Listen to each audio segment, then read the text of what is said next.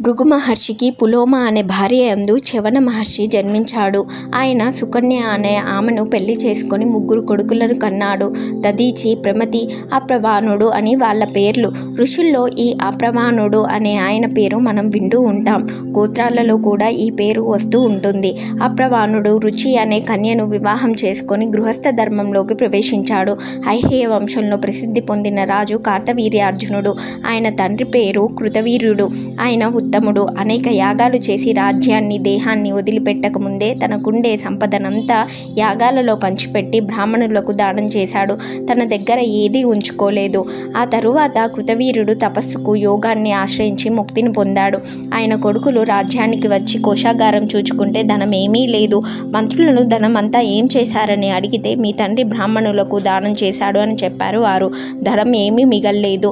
అందుకని ఆయన కుమారుడు కార్తవీర్యార్జునుడికి, అతడి కుమారులకు కూడా బ్రాహ్మణులపై కోపం వచ్చింది. వాళ్ళ ఉద్దేశం ఏమిటంటే తమ తండ్రిని మోసం చేసి 4 మంచి మాటలు చెప్పి బ్రాహ్మణులు ధనమంతా అపహరించారు అని వాళ్ళు అపోహపడ్డారు. అందుకని వాళ్ళు బ్రాహ్మణులను దూషించడం మొదలుపెట్టారు. కార్తవీర్యార్జునుడికి తరంలో ఆయన కొడుకులు ఇంకా చాలామంది ఉన్నారు. వీళ్ళందరూ కూడా ఈ భృగువంశంలో ఉన్నటువంటి వాళ్ళను హింసించడం మొదలుపెట్టారు. పిల్లలను కూడా హత్య చేశారు. వాళ్ళ ఆశ్రమాలను దోచుకొని వాటిని తగలబెట్టారు. తమ దగ్గర ఉన్న ధనాన్ని అపహరించారన్న మిషతో భార్గవ వంశంలోని వాళ్ళను అలా అవమానించారు.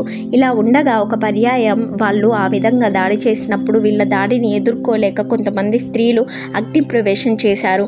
మరికొందరు పారిపోయారు. ఆశ్రమంలో ఉన్న అప్రవానుడి భార్య రుచి ఆ సమయంలో గర్భవతిగా ఉన్నది.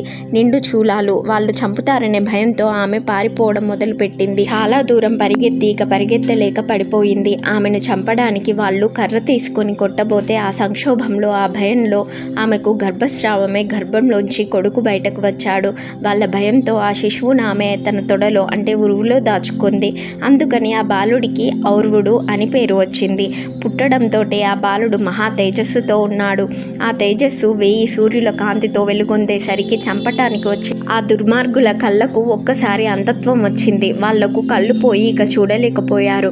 తాము ఎక్కడ ఉన్నారో కూడా తెలియదు. పిల్లవాడు పుట్టగానే ఆ విధంగా తల్లి అతడిని కాపాడడం కాక అతడే తల్లిని కాపాడాడు. అప్పుడు ఆ హైహేయులకు ఒక భీతి, వివేకము పుట్టి, అమ్మ మాకు భయం కలుగుతున్నది. పుట్టగానే ఈ శిశువు ఏమిటి ఇలా మమ్మల్ని అందులను చేశాడు? భృగువంశ చరిత్ర మేము ఎరుగుదుము. అయితే మా తల్లిదండ్రులను ఆశ్రయించి భృగువంశీయులు ధనం అపహరించారని మాకు కోపం. అందుకనే మాశ్చర్యంతో మిమ్మల్ని ఇలా హింసించాము. మేము పాపం చేశాము. మమ్మల్ని అనుగ్రహించు. నీవు మహాపతివ్రతవు, శక్తివంతురాలివి. నీ శక్తితో మాకు నేత్రాలు ఇవ్వవలసిందని ప్రార్థన. మాకు దృష్టి ప్రసాదించు అని ఆమె కాళ్ళ మీద పడి బ్రతిమలాడుకున్నారు వాళ్ళు. అందుకు ఆమె వాళ్ళతో, నాయన అంత శక్తి నాకు లేదు. నాకే అంతటి శక్తి ఉంటే ఇలా పారిపోతానా? ఈ శిశువు నా గర్భంలోంచి పుట్టింది కదా, అతడి తేజస్సుతో మీ నేత్రాలు పోయినవి. వాడినే ప్రార్థించండి అన్నది. వాళ్ళు ఆ పిల్లవాడిని అలాగే ప్రార్థించారు. మహాత్మా, నీవెవరో మాకు తెలియదు. నువ్వు భృగువంశ తేజస్సు అని విన్నాము. ఇప్పుడు కన్నాము. మేము చేసిన పాపాలు మా కళ్ళు పోయినవి. మమ్మల్ని అనుగ్రహించు. మా దృష్టిని మాకు ఇస్తే పూర్వం మా పూర్వీకులు మిమ్మల్ని ఏ విధంగా సేవించారో అలాగే మేము సేవించుకుంటాము. మమ్మల్ని అనుగ్రహించు అని ప్రార్థించారు. అయితే ఆ పిల్లవాడు శిశువు కదా, మాట్లాడకుండా ఉన్నాడు.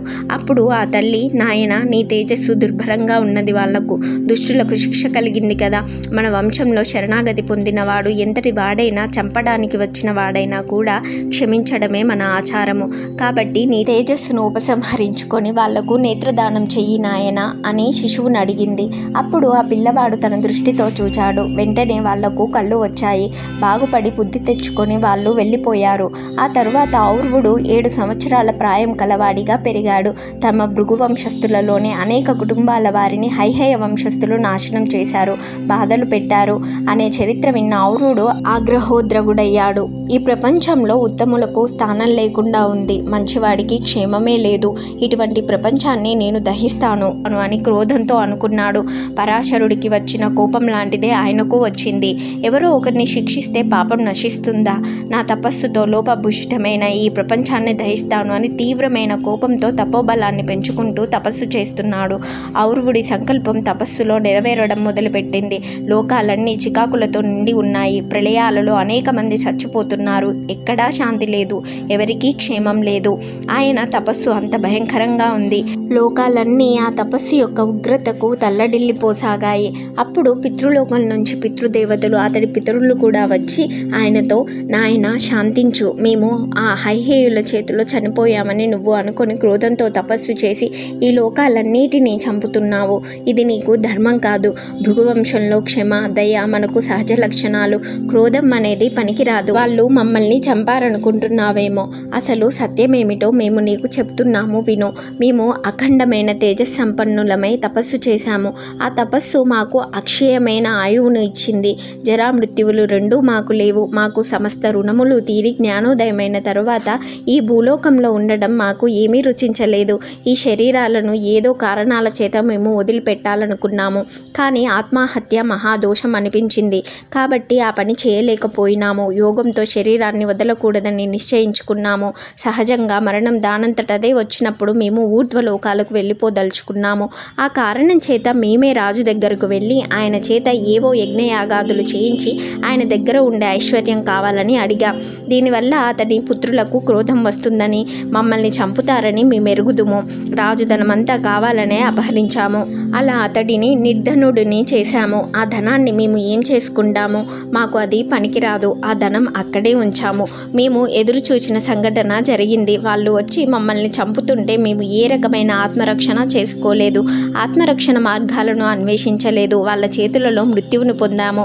క్షత్రియుడి చేతుల్లో మరణం పొందడం ఉత్తమమని చెప్తారు కదా, ఆ ధర్మాన్ని కూడా మేము పాటించాము. ఏదో సర్పదష్టంగానో పులి నోట్లోనో పడి చావటం కంటే ఉత్తముడైన క్షత్రియుడి చేతుల్లో చావటం మంచిదని ఆ ధర్మాన్ని ఆశ్రయించాము. ఇప్పుడు ఊర్ధ్వలోకంలో మేము సుఖంగా ఉన్నాము. మా సంకల్పాలు నెరవేరినవి. ఈ విషయం తెలుసుకొని నువ్వు శాంతించు. క్రోధంతో లోకాలను ఇలాగా చికాకు పెట్టే తపస్సు చేయవద్దు. ఇది మోక్షహేతువు కాదు, జ్ఞానహేతువు కూడా కాదు సుమా అని బోధ చేశారు వారు. వాళ్ళ బోధలకు ఔర్వుడు శాంతి చెందాడు. తండ్రి, నేను పుట్టక ముందే నా తల్లి ఆర్తనాదం చేసింది. నన్ను రక్షించే వాళ్ళు ఎవరూ లేరా? నన్ను చంపుతున్నారని ఆర్తనాదం చేసింది. గర్భంలో ఉండి ఇంకా బహిర్గతం కాకుండానే ఆ తల్లి యొక్క ఆర్తనాదం విన్నవాడికి కలిగే దుఃఖం మీకు ఎలా తెలుస్తుంది? నాకు ఎంత క్రోధం వచ్చిందో మీకు అర్థం కాదు.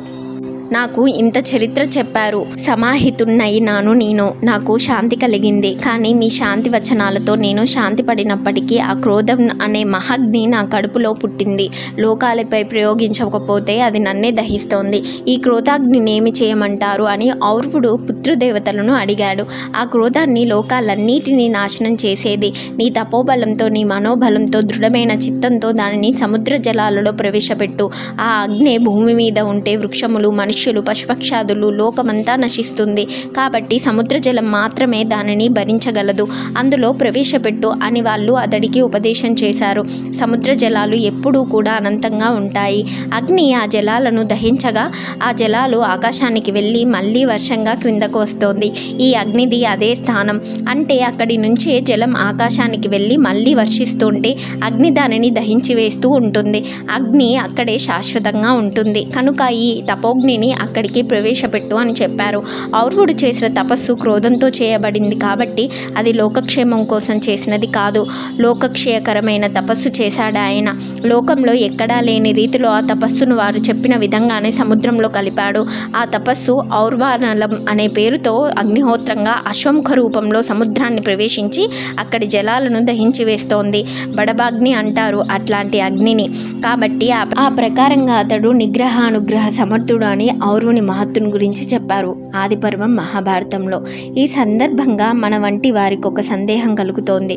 దుష్టుల చేత చంపబడ్డవారు తపోనిధులైన బ్రాహ్మణులు. అందువల్ల ఆ చంపబడ్డ వారంతా స్వర్గానికి వెళ్ళి సుఖంగానే ఉన్నారు. వారి వంశంలో తర్వాతి వారు ఆ జరిగిన దుర్మార్గాన్ని సహించక ఆ దుష్టులను నిర్మూలించడం కోసం క్రోధంతో తపస్సులు, హోమాలు చేయగా స్వర్గం నుంచి ఆ పోయిన వాళ్ళు దిగివచ్చి వీరు చేస్తున్న సంహార క్రియ మాన్పించారు. వారు అన్నమాట తమకేమీ లోటు లేదని, స్వర్గంలో సుఖంగానే ఉన్నామని. కాబట్టి ఈ ప్రతిక్రియ విరమించమని. చాలా బాగుంది. మరి నేడు ఈ దుష్టుల చేత చంపబడే వారందరూ సామాన్యమైన ప్రజలు, సజ్జనులు, అసహాయులు, స్త్రీలు, శిశువులు మొదలైన వారు. వీరు తపస్సులు చేసిన వారు కారు. చంపబడ్డ తర్వాత స్వర్గ స్వర్గానికి వెళ్ళగలిగిన వారు కారు. అయితే అప్పుడు కూడా దుష్టులైన ఈ హంతకులకు ప్రతిక్రియ చేయకూడదనేనా? అది ఏ యుగ ధర్మం? బహుశా అది కేవల బ్రాహ్మణ ధర్మమేమో. ఔర్వుడు తపస్సు చేస్తున్న సమయంలో అనేక మంది అతడి దర్శనానికి వస్తుండే వాళ్ళు. వాళ్ళల్లో అనేక మంది మునులు, మహర్షులు, తపస్సు చేసుకుంటున్న వాళ్ళు, దేవతలు కూడా ఉండేవారట. హిరణ్యకశిపుడు తన మంత్రులతో, రాక్షస నాయకులతో మరి అనేక మందితో కలిసి వచ్చి ఔర్వుడికి సాష్టాంగ నమస్కారం చేసి పూజించాడు. హిరణ్యకశిపుడు, నాకంటే ఇంత చిన్న వయసులో అంత తపస్సు చేసి లోకాలను దహించగల అగ్నిని పుట్టించి పెద్దల బోధ చేత దాన్ని నిగ్రహించుకొని సముద్రంలో ప్రవేశపెట్టిన నీ తపోబలం అక్షయంగా ఉంది. చాలా విశేషమిది. నీ దర్శనం చేసి వెళ్దామని వచ్చాను అని స్తోత్రం చేశాడు. నీవింకా ఆగ్రహ స్వభావుడిగానే ఉన్నావు. నీవు గృహస్థ ఆశ్రమంలో ప్రవేశించినట్లయితే శాంతచిత్తుడు అవుతావు, లోకానికి అనుగ్రహం కలుగుతోంది అని హిరణ్యకశిపుడు బోధించి ప్రార్థించి ఔర్వ మహర్షిని వెళ్ళిపోయాడు. అందుకు బదులుగా ఔర్వుడు మోహంతో నిండి ఉన్న సంసారంలో ప్రవేశించవలసిన అవసరం ఏమున్నది? అయితే నీవు చెప్పినట్లు సంతానోత్పత్తి వలన పితృదేవతలు తరిస్తారు. ఈ ధర్మాలన్నీ ఉన్నాయి, నిజమే. సంతానాన్ని నేను తపస్సులో ఉండే కనగలను, వేరే భార్య ఎందుకు అన్నాడు. ఆ తర్వాత అతనికి సంతానం కందామనే కోరిక కలిగింది. వెంటనే దర్భలు మంత్రించి తన కుడి తొడ మీద దానితో మథనం చేశాడు. ఆ దర్భ తొడలో కుచ్చుకోగానే తొడలోంచి ఒక తేజస్సు కుమారుడి రూపంలో అగ్నిగా పుట్టింది. ఆ బిడ్డే తేజస్సు. అయ్యా, నువ్వు తపస్వివి, నేను అగ్నిని, నీ కుమారుడిగా పుట్టాను, నాకేమిటి ఆజ్ఞ అని అడిగిందట. ఆ అగ్ని ఔర్వుడిని. అంటే కేవల ప్రాణశక్తి మాత్రమే పుట్టింది, శరీరం లేదు, భార్య లేదు కదా. భార్య ఉంటేనే బీజానికి శరీర నిర్మాణం. అలా కాకుండా అంటే అగ్ని రూపంగా పుట్టిందని అర్థం. కుమారుడు కావాలి అని అనుకున్నాడు, కానీ అగ్నే పుట్టింది. అలా పుట్టిన ఆ అగ్ని ఆయనను, ఏమిటి నాకు ఆజ్ఞ, నన్ను పుత్రుడిగా భావించి పుట్టించావు, నేను అగ్నిహోత్రుడిని కదా, విపరీతమైన ఆకలి నాకు, దేనిని తిని బ్రతకమంటావు నన్ను? లోకాలను దహిస్తేనే కానీ నాకు ఆకలి తీరదు, లేకపోతే ఆకలి నన్ను దహించి వేస్తుంది, మరి నన్నేం చేయమంటావు అని అడిగింది. అప్పుడు బ్రహ్మదేవుడు, ఇంద్రుడు ఇద్దరు కూడా వచ్చి, ఇలాంటి కొడుకును కన్నావేమిటి నువ్వు? హిరణ్యకశిపుడు మొదలైన వాళ్ళు చెప్పిన బోధ యొక్క అర్థం ఇది కాదు. ఈ అగ్నిహోత్రంలో పుట్టినటువంటి నీ కొడుకు లోకాలను దహించగలడు. నీవు పూర్వం నీ కోపాగ్నిని సముద్ర జలాల్లో ప్రవేశపెట్టావు కదా, నీ కొడుకును కూడా అక్కడికే వెళ్ళమను. ఈ అగ్నిహోత్రుని కూడా ఆ సముద్రంలోకే పంపించే ఒక శాసనం చెయ్యి. లోకాలలో ప్రళయకాలం ఆసన్నమైనప్పుడు సముద్రంలోంచి బయలుదేరి లోకాలన్నిటినీ నీరుగా మార్చేటటువంటి ఆజ్ఞను ఆ అగ్నిహోత్రునికి ఇవ్వు. నీలో నీ తపస్సులో పుట్టిన అగ్ని, నీ కొడుకు రూపంలో నీవు సంకల్పించిన అగ్ని రెండూ కూడా సముద్రంలో దాక్కుని ఉండి జలాలను భక్షిస్తుంటాయి. ప్రళయకాలంలో లోకాలన్నిటిని దహించే నీరుగా మార్చేటటువంటి ఆజ్ఞ వాటికి ఇవ్వు అన్నారు. ఔర్వుడు అలాగే అని చెప్పి, ప్రళయకాలం ఎప్పుడు వస్తుందో అప్పుడు సమస్త ప్రాణికోటిని దహించవలసినప్పుడు మాత్రమే మీరు విజృంభించండి అని అగ్నికి ఆజ్ఞ ఇచ్చి పంపించి వేశాడు. ఇది హరివంశంలోని కథ. హిరణ్యకశిపుడు ఔర్వుడికి భక్తుడయ్యాడు. ఆయన అతడికి ఏం కావాలో కోరుకోమన్నాడు. హిరణ్యకశిపుడు ఆయన ఆశీర్వచనాన్ని కోరుకున్నాడు. తాను అజేయుడు కావాలని తపస్సు చేసి వరాలు పొంది ఆయన ఆజ్ఞను కోరుకున్నాడు. అందుకు బదులుగా ఔర్వుడు, నీ వంశంలో శాశ్వతంగా ఉండే ఒక మహాస్త్రాన్ని నీకు ఇస్తున్నాను, లోకాలను మీరు పరిపాలిస్తారు. నీవు, నీ జాతి, నీ వంశము నశించకుండా రక్షించగలిగినటువంటి ఒక తేజస్సును ఇస్తున్నాను. ఇది అప్రతిహతం, దీనికి ఎదురు లేదు. ఈ అస్త్రం అగ్నిస్వరూపంలో నిన్ను ఆశ్రయించి ఉంటుంది. ఎంతకాలం నువ్వు ధర్మంలో ఉంటావో అంతకాలం శత్రువులు నిన్నేమీ చేయలేరు. నీ వంశంలో ఎప్పుడు వెన్నంటి జాగ్రత్తగా ఉంటూ ఈ అస్త్రం రక్షిస్తూ ఉంటుంది అని ఒక మహాస్త్రాన్ని అగ్నిస్వరూపంలో ఉన్న దానిని హిరణ్యకశిపుడికి ఇచ్చి ఔర్వుడు వాళ్ళను పంపించి వేశాడు. చాలా కాలం ఆ అస్త్రం ఆయన దగ్గర ఉంది. ప్రపంచంలో ఆ అస్త్రాన్ని నిరోధించగలిగింది ఒక్కటే, చల్లని చంద్రకిరణం తగిలితే ఈ అస్త్రం నిర్వీర్యమైపోతుంది. ప్రపంచంలో దీనిని నిగ్రహించగలిగిన శక్తి ఇంకా ఏదీ లేదు, దేనికి లేదు అన్నాడు ఔర్వుడు. ఆ శక్తితోటే హిరణ్యకశిపుడు, ఆయన వంశంలో పుట్టిన మయుడు మొదలైన రాక్షసులందరూ కూడా శత్రువుల మీద ఎప్పుడు భయంకరమైన అగ్నిని ప్రయోగం చేసేవాళ్ళు. వాళ్ళు ప్రయోగించిన అగ్ని శత్రుదహనం చేసేది, దాన్ని ఎవరూ జయించలేకపోయేవారు. ఆ వంశంలోని వాళ్లను అలా ఔర్వుడు శక్తి రక్షిస్తూ ఉండేది. ఔర్వ మహర్షి తపోబలంతో తన మోకాళ్ళలోంచి ఒక పుత్రికను కూడా కన్నాడు. ఆమె పేరు కందలి. ఆమె దుర్వాస మహర్షి యొక్క భార్య. ఆవిడను దుర్వాస మహర్షికి ఇచ్చి వివాహం చేద్దాం అనుకున్నాడు. ఆయన దుర్వాసుడి ఆశ్రమానికి వెళ్ళి, నా దగ్గర ఒక కుమార్తె ఉన్నది, నీకు ఇచ్చి వివాహం చేద్దాం అనుకుంటున్నాను. ఆమె చాలా అందమైనది, తెలివైన తెలివైనది, కానీ చాలా కోపిష్టిది. కోపం వచ్చినప్పుడు ఎంతటి వారినైనా అవమానం చేసి మాట్లాడుతోంది. కోపాన్ని సహించి ఆమెను నువ్వు పెళ్లి చేసుకునేటట్లయితే నీకు నా కూతురునిస్తాను అని అడిగాడు ఔరవుడు. ఆవిడ ఉత్తమ ఇల్లాలు, మిగతా లక్షణాలను బట్టి అన్ని సుగుణములు ఉన్నప్పుడు ఒక దోషం ఉన్నప్పటికీ పరిగ్రహించమని శాస్త్రం చెప్తున్నది. కోపిష్టిని ఎలా వివాహం చేసుకోవాలి అని అడిగితే చేసుకోవాలి అని అన్నాడు ఔరవుడు. ఆయన మాట ప్రకారం దుర్వాసుడు కందలిని వివాహం చేసుకున్నాడు. కొంతకాలం బాగానే ఉన్నారు. కానీ ఆమె నిత్య కోపిష్టి. ఆయనను చాలా అవమానిస్తుండేది, బాధిస్తుండేది. ఆయనను ఏమాత్రము గౌరవించేది కాదు. ఎంతో కాలం అలా ఆమెను సహించాడు. ఒకనాడు ఆయనకు క్రోధం వచ్చిందో లేదో కానీ ఆమె ఏదో కోపంతో అంటే కన్నెత్తి తేరిపారా చూచాడు ఆయన. అక్కడే ఆమె భస్మమైపోయింది. ఆమె పేరు మీదే ఆమె భస్మాన్ని భూమిపై చల్లి దుర్వాసుడు కదలి వృక్షాన్ని అంటే అరటి చెట్టును సృష్టించాడని కూడా మనం తెలుసుకున్నాం. అలా జరిగిన తర్వాత ఔరవుడు ఒకసారి కూతురు అల్లుడిని చూడడానికి వచ్చాడు. ఔరవుడికి సంగతి అర్థమైంది. కోపం వచ్చింది. దుర్వాసుడితో నేను ముందే చెప్పి అన్ని హెచ్చరికలు ఇచ్చి నా కూతురినిస్తే చివరకు ఆమెను చంపేశావు అని అన్నాడు. దుర్వాసుడు ఆయనతో నేనేమి చేయను, ఆమెను చంపాలనే సంకల్పం నాకు లేదు. ఎంతైనా ఆమె నా భార్య కదా, ఎంత గయ్యాలి అయినా ఆమెను నేను చంపుతానా? కాకపోతే నాలో తీక్షణమైన స్వభావం ఉన్నది. ఆమె ఏదో అంటే నేను కేవలం కళ్ళెత్తి అలా చూచాను అంతే. ఆమె భస్మమైపోయింది. అందుకు నేను చాలా దుఃఖపడుతున్నాను. నన్ను ఏం చేయమంటావు అన్నాడు. ఔరవుడు ఆయనతో అలా కాదు, నీవు చేసింది నేరమే, అందుకు నీవు శిక్ష పొందవలసిందే. నీ తపస్సు గొప్పదే అయినప్పటికీ కూడా నువ్వు ఘోరమైన అవమానం పాలవుతావు అన్నాడు. అనంతరం సంసార భారాన్ని వదిలిపెట్టి తపస్సుకు వెళ్ళి బ్రహ్మర్షి అయ్యాడు ఔరవుడు. ఒకప్పుడు బాహువు అనే రాజు అయోధ్య నగరాన్ని పరిపాలిస్తూ ఉండేవాడు.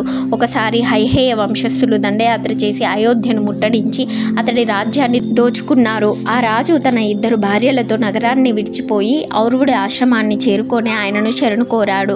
తన ఆశ్రమంలో నిర్భయంగా ఉండమని వాళ్లకు ఆయన అభయం ఇచ్చాడు. ఆ రాజు భార్యలలో ఒకరు గర్భిణి. 2వ భార్యకు మొదటి భార్య గర్భంలో ఉండే కొడుకుకు తన యందు ఆదరం ఉండదు అనే అసూయ కలిగి ఒక అభిచారిక శక్తితో ఆ గర్భాన్ని స్తంభింపజేసింది. అంటే సవతి కడుపులోని శిశువును పుట్టకుండా స్తంభింపజేసింది. ఆ విషయం రాజుకు తెలియదు. రాజు ఔరవుని ఆశ్రమంలో 2 భార్యలతోనూ ఉంటున్నాడు. గర్భిణి అయిన తన భార్యలలో ఒకరు ఎన్నాళ్లకు కూడా శిశువును కనటం లేదు. అలా ఎదురు చూస్తుంటే 7 సంవత్సరాలకు గడిచిపోయాయి. వృద్ధాప్యం చేత ఆ రాజు ఔరవుడికి సేవలు చేస్తూ ఆశ్రమంలోనే ఉంటూ చివరకు తన దేహాన్ని వదిలిపెట్టాడు. ఆయన భార్య గర్భిణి అయిన ఆ రాణి ఆయనతో సహాగమనం చేద్దామని ప్రయత్నం చేస్తుంటే ఔరవుడు ఆమెను వారించి ఆమెతో, అమ్మ, నీ గర్భంలో పెరిగే శిశువు మహా తేజస్వంతుడు, గొప్ప పరాక్రమవంతుడు. వాడు నీ భర్త అంశయే కదా, కాబట్టి నువ్వు సహాగమనం చేయవద్దు అని వారించి ఆమెను ఓదార్చాడు. ఆమె ఔరవుడిని తన గర్భంలోని శిశువును తాను ఎందుకు కనలేకపోతున్నదో అడిగింది. అందుకు ఔరవుడు ఆలోచించి రాజు యొక్క 2వ భార్య చేసిన ప్రయోగం తెలుసుకొని ఆ ప్రయోగాన్ని వారించాడు తన శక్తితో. 7 సంవత్సరాలు గర్భంలోనే పెరిగినటువంటి శిశువు అలా పుట్టింది. ఆ పుట్టినవాడు గర్భవాసంలో 7 సంవత్సరాలు విషప్రయోగం చేత ఉండి తరువాత పుట్టడం చేత అతడికి సగరుడు అని పేరు పెట్టాడు ఔరవుడు. ఘరము అంటే విషము అని అర్థం. ఆ విషాగ్నితో బాధపడి పుట్టాడు కాబట్టి సగరుడు అని పేరు వచ్చింది. ఆ సగరుడి చరిత్ర అందరికీ తెలిసిందే. తరువాత ఆవిడ దేహాన్ని చాలించింది. సగరుడు చిన్న శిశువుగా ఉన్నప్పుడు ఔరవుడే జాగ్రత్తగా పెంచాడు. కొడుకులు లేరనే బాధ ఔరవుడికి మనస్సులో ఉండేది. అది భగవంతుడు ఈ రూపంలో తీర్చాడు. సగరుడే ఆయనకు పుత్రుడయ్యాడు. మమకారంతో, ప్రేమతో ఔరవుడు సగరుడిని పెంచాడు. విజ్ఞానాన్ని బోధించాడు. అస్త్రశస్త్రాల యొక్క రహస్యాలు బోధించాడు. యుద్ధనీతి, రాజనీతి మొదలైన విషయాలు ఆయనకు అత్యుత్తమ క్షత్రియుడిగా తీర్చిదిద్దాడు. ఒకనాడు సగరుడు ఔరవుడిని సమీపించి, స్వామి, నిన్ను నేను తాత అంటున్నాను, కానీ అసలు నీవెవరివి, నా జీవన విధానం ఏమిటి తెలుపవలసింది అని అడిగాడు. ఔరవుడు అతడికి ఇలా తెలిపాడు. సగరా, నీ తల్లి గర్భంలో నీవు 7 సంవత్సరాలు ఉండి జన్మించావు. ఐహేయులు నీ తండ్రి రాజ్యాన్ని జయించారు. నీ కర్తవ్యం ఏమిటంటే శత్రువులను జయించి నీ తండ్రి రాజ్యాన్ని నువ్వు తిరిగి దక్కించుకోవాలి. అయితే అందుకు నీకు నేను చెప్పవలసిన విద్యలన్నీ నేర్పాను. వశిష్ఠుడి ఆశ్రమానికి వెళ్ళి ఆయన ఆశీర్వచన ప్రభావంతో అయోధ్యను మళ్ళీ నువ్వు ఏలుకో, నీ రాజ్యాన్ని మళ్ళీ నువ్వు సంపాదించుకో అని చెప్పాడు. సగరుడు తన రాజ్యాన్ని సంపాదించుకొని మంచి కీర్తివంతుడయ్యాడు. అనంతరం యుక్త వయసు వచ్చిన తరువాత 2 వివాహం చేసుకున్నాడు. వినత, కశ్యపులకు పుట్టిన సుమతిని, విదర్భ రాజైన సువేష కేశిని అనే ఆమెను కూడా పెళ్లి చేసుకున్నాడు. ఆ ఇద్దరికి కూడా పిల్లలు కలగకపోతే తనను పెంచి పెద్ద చేసిన ఔరవుడి దగ్గరికి వచ్చి సంతానం కోసం ప్రార్థించాడు. ఔరవుడు సగరుడిని, నీకు ఎంతమంది సంతానం కావాలి? వంశవర్ధనుడైన ఒక కొడుకు కావాలా? సర్వసామాన్యులైన 60,000 మంది కొడుకులు కావాలా అని అడిగాడు. అంటే రాజు భార్య ఆయనతో చాలా సంతానం కావాలి అని అంటే ఆయన 60,000 మంది కావాలా అని అడిగాడు అతడి భార్యను. ఒక కొడుకు ఏ మూలకు? నాకు చాలదు. ఎంత గొప్పవాడైనా సామాన్యుడైన కన్న తల్లిదండ్రులకు ఒక్కటే కాబట్టి మీరు నోటితో అన్నంత మందినే ఇవ్వండి అని కోరుకున్నదామె. వాళ్ళ కోరిక ప్రకారం ఔరవుడి వరప్రసాదం వలన, గురు కటాక్షం వలన సగరపుత్రులు 60,000 మంది కలిగారు. సగరుడు చాలా కాలం రాజ్యమేలాడు. కొంతకాలం తరువాత సగరుడు మళ్ళీ ఔరవుడి ఆశ్రమానికి వచ్చి విష్ణువును ఆరాధిస్తే కలిగే ఫలం ఏమిటని అడిగారు. దానికి బదులుగా ఔరవుడు వర్ణాశ్రమ ధర్మాలు పాటించుకుంటూ విష్ణు భక్తి యందు ఏకాగ్రత ఎవరు పొందుతారో సులభంగా అట్టివారికి ఆయన అనుగ్రహం కలుగుతోంది. పరస్త్రీ ధనాధనులు అపేక్షించకుండా సహజ వృత్తిని అవలంబించి ఆయన ఉపాసన చేయాలి. గురుభక్తి, బ్రాహ్మణ సేవ, సర్వజీవుల యందు ఆత్మభావంతో శాస్త్రోదిత కర్మపరులై ఉండాలి. అటువంటి వారంటే విష్ణువుకు అత్యంత ప్రీతి. జీవులకు ఆయన అనుగ్రహం తప్ప కోరుకునేదేమీ లేదు అని అన్నాడు. గృహస్థుడు తపస్సుకు వెళ్ళి ఎట్టి విధులు పాటించాలి అని అడిగాడు సగరుడు. సగరుడికి ఆ ధర్మాలన్నీ చెప్పాడు ఔరవుడు. సంధ్యాది కృత్యములు, దేవర్షి తర్పణాలు చేసే విధానాలు తెలిపాడు. అతిథి మర్యాద ప్రధానంగా చెప్పాడు. అతిథి కోసమని ఆశ్రమం దాటి బయటకొచ్చి గోదోహన కాలమంతా, అంటే పాలు పితికే సమయం అంతా వెతకాలి. ఎవరైనా అతిథి వస్తే అతడు విష్ణువే అనుకొని ఆతిథ్యమిచ్చి ఆ తరువాతే నువ్వు భోజనం చేయాలి. దీనిని విధిగా ఆచరించి వ్రతంగా పెట్టుకో అని భక్తి మార్గాన్ని ఉపదేశించాడు ఔరవ మహర్షి. బలవర్ధకమైన రుచికరమైన మితాహారం తీసుకో. ఆ ఆహారం జీర్ణమై ప్రాణశక్తి వృద్ధి పొందాలంటే అగస్త్య మహర్షి చెప్పిన బడబానల స్తోత్రం చేసుకుంటూ ఉండు. తూర్పు దక్షిణాలలో తలపెట్టుకోవాలి. జ్యేష్ఠాది నక్షత్రాలలోనే భార్యతో కాపురం చేయాలి అని బోధ చేశాడు. అలాగా ఔరవుడు చెప్పిన బోధ ప్రకారం సగరుడు విష్ణుమూర్తిని ప్రార్థిస్తూ విష్ణు మార్గస్థుడై వెళ్ళి ముక్తి పొందాడని పెద్దలు చెప్తారు. శ్రీమాత్రే నమః.